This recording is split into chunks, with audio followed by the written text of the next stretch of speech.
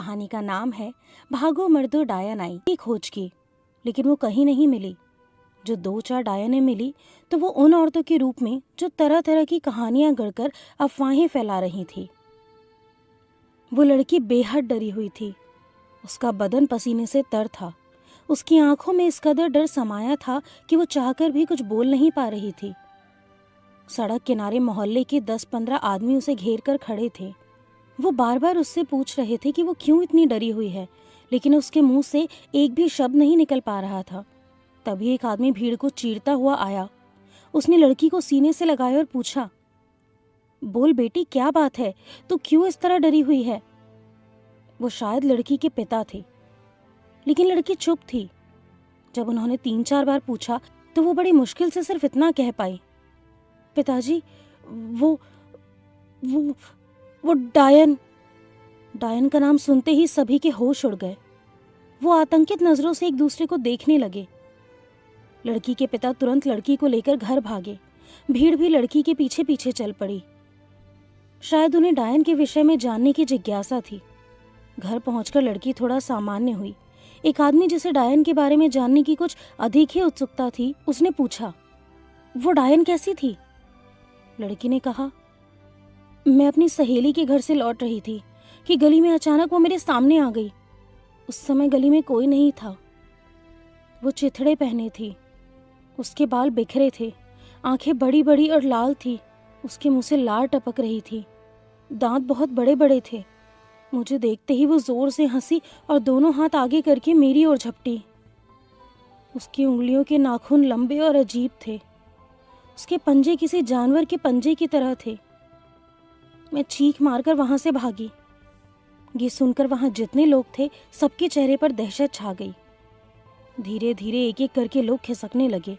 सड़क पर आने के पहले उन लोगों ने डरकर सड़क के दोनों ओर देखा कि कहीं डायन तो नहीं है। फिर अपने अपने घरों को चल दिए।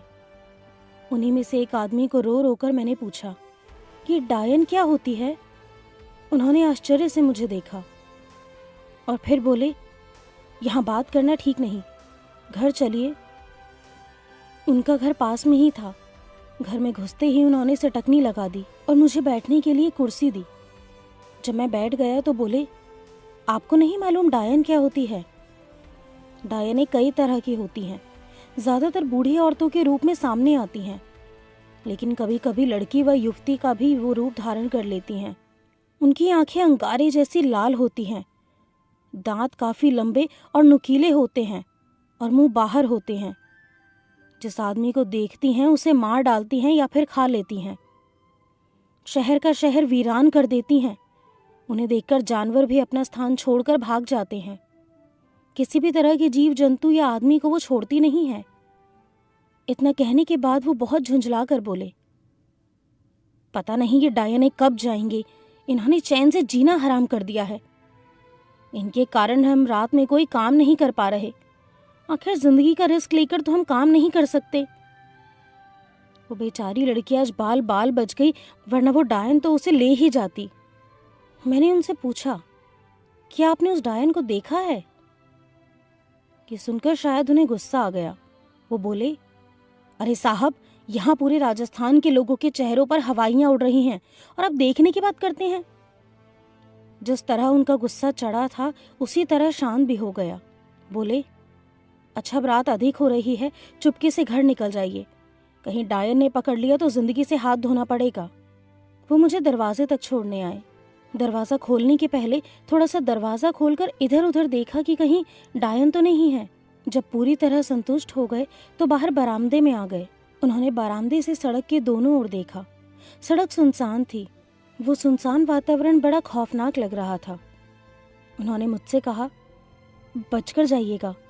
उनके घर से निकलकर मैं चला तो काफ़ी दूर तक रास्ता सुनसान था।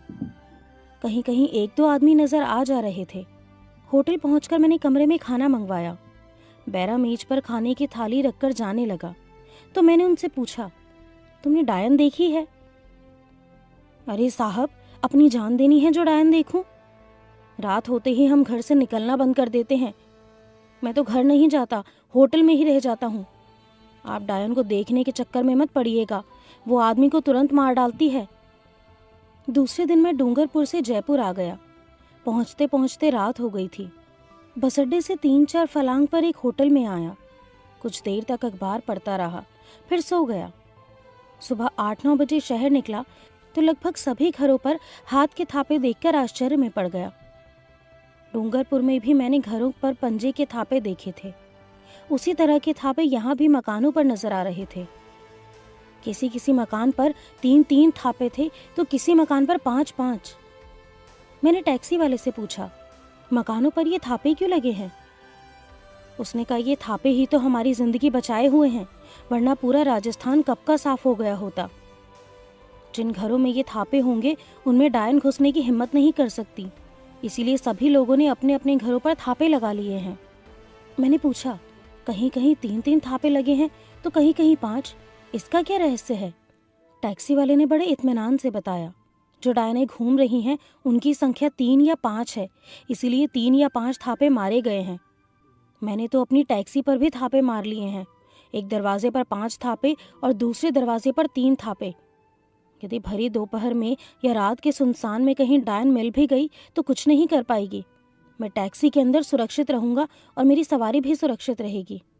जयपुर में घूमते हुए मुझे ये देखकर बहुत हैरत हुई कि डायन आतंक के वे सुरक्षा थापे राज्य के कई सरकारी कार्यालयों, स्कूलों और यहाँ तक कि पुलिस थानों व चौकियों पर भी लगे हुए थे।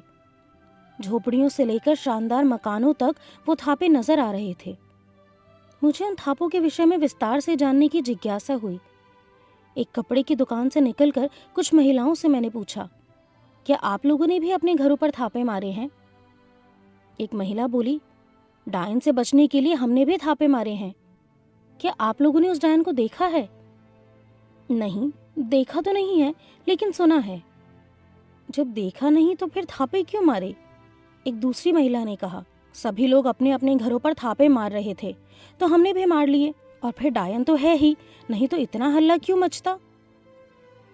वहां से चला तो एक शानदार कॉलोनी पहुंचा। देखा सभी मकानों पर वो थापे लगे थे। एक बहुत सुंदर 2 मंजिले मकान के बरामदे में मुझे एक स्त्री और पुरुष नजर आए। शायद वो पति पत्नी थे। मैंने उन्हें अपना परिचय देकर पूछा, इतने शिक्षित होते हुए भी आप लोग डायन के अस्तित्व को मानते हैं? पुरुष के बोलने से पहले महिला बोली, नहीं। तो फिर ये थापे क्यों मारे हैं? ये तो मैंने इसीलिए मारे हैं कि मान लीजिए यदि डायन का अस्तित्व हो भी तो वो हमारा कुछ ना बिगाड़ सके। मान लीजिए मैंने थापे नहीं मारे और सचमुच में डायन हुई तो हम लोगों की तो जान गई। उसके बाद मैं जयपुर से लगे गांव की ओर निकल पड़ा। शाम को लगभग 6:30 बजे थे। एक कुएं के पास मैंने देखा काफी भीड़ थी। कुछ लोग खड़े थे तो कुछ बैठे थे। सभी रस्सी और बाल्टियां लिए थे। मैंने उनमें से एक युवक को बुलाकर पूछा, कुएं पर इतनी भीड़ क्यों है? उसने कहा, रात होने से पहले हम लोग जल्दी से पानी भर लेते हैं, क्योंकि रात में पता नहीं कब डायन आ जाए।